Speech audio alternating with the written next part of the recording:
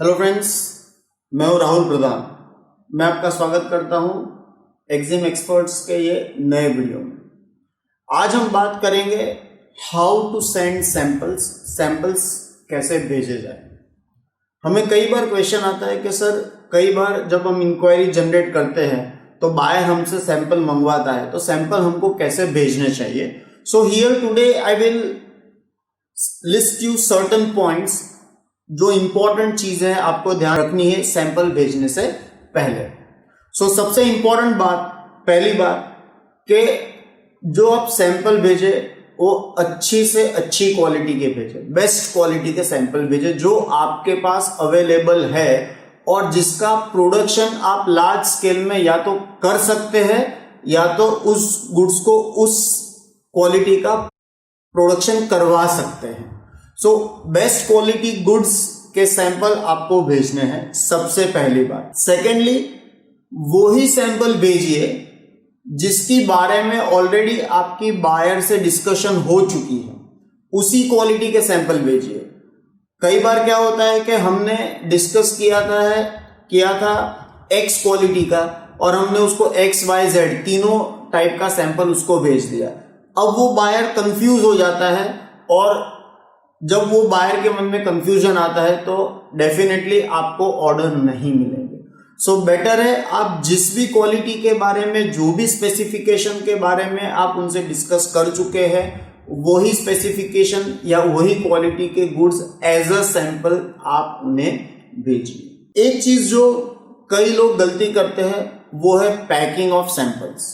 लोग समझते जो सैंपल है इसमें पैकिंग का बहुत ज्यादा ध्यान रखने की जरूरत नहीं है, बट ये एक बहुत बड़ी मिस्टेक है। हमेशा सैंपल को काफी अच्छी तरीके से, या ऐसा समझिए कि आप अपने गुड्स को सेल करने वाले हो और उस समय आप किस तरह से पैकिंग करोगे उसी तरह से पैकिंग करके सैंपल को भेजना चाहिए।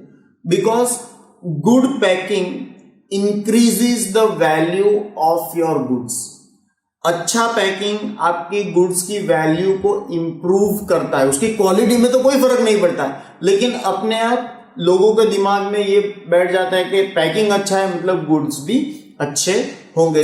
हमेशा पैकिंग अच्छी क्वालिटी का रिक्वायर्ड के हिसाब से करना चाहिए। एक और चीज, हमेशा सैंपल के साथ एक कवरिंग लेटर भेजिए।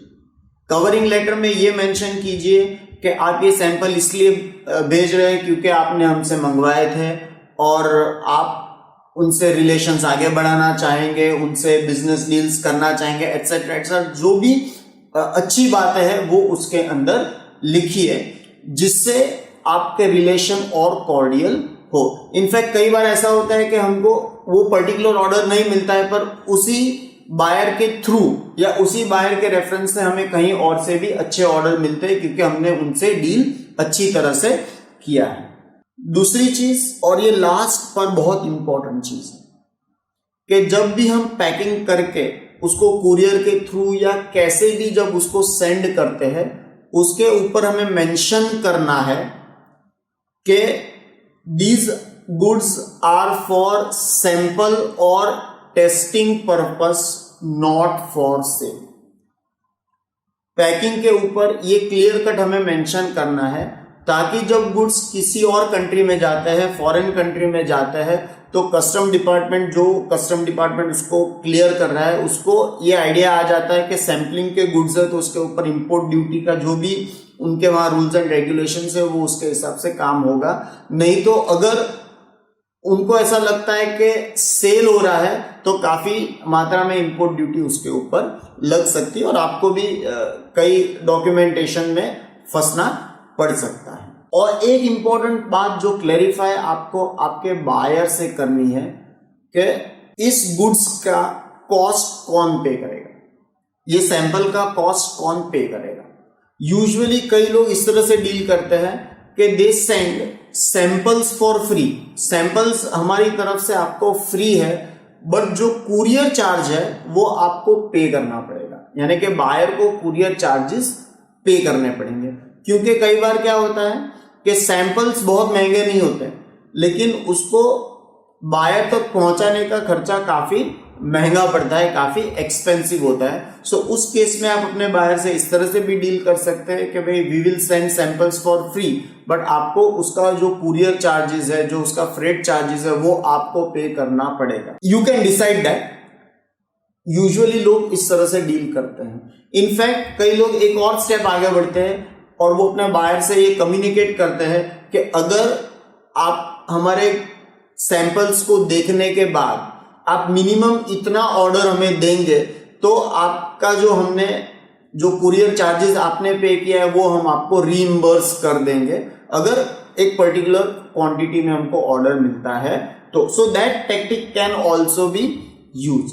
सो सिंपल है, सैंपलिंग करने से पहले या सैंपल बेचने से पहले याद रखना है अच्छा पैकिंग, अच्छी क्वालिटी, सैंपल के ऊपर क्या लिखना है, कवरिंग लेटर क्या देना है, और सैंपल या कुरियर का पेमेंट कौन करने वाला है वो भी क्लैरिटी हो जानी चाहिए ताकि आगे चल के कोई कंफ्यूजन ना हो। So friends, I hope sample कैसे भेजना है और क्या क्या चीजों का ध्यान रखना है ये आपको एक क्लियर आइडिया आ गया होगा। और अगर आपका कंफ्यूजन दूर हुआ है और आपको ये वीडियो पसंद आया है तो प्लीज हमारे वीडियो को लाइक कीजिए, हमारी चैनल को सब्सक्राइब कीजिए और अपने फ्रेंड्स के साथ उसको शेयर कीजिए। अगर आपको भी हमारे साथ जुड़ना है, एक्जिम एक्सपर्ट्स के साथ जुड़ना है और इंपोर्ट एक्सपोर्ट की फील्ड में आगे बढ़ना है तो नीचे दिए गए नंबर्स पर कॉल कीजिए या हमें ईमेल कीजिए या हमारी वेबसाइट को विजिट कीजिए। हमारी टीम आपसे कांटेक्ट करेगी और आपको रेलेवेंट जो भी गाइड है वो आपको करेंगे। Thank you very much.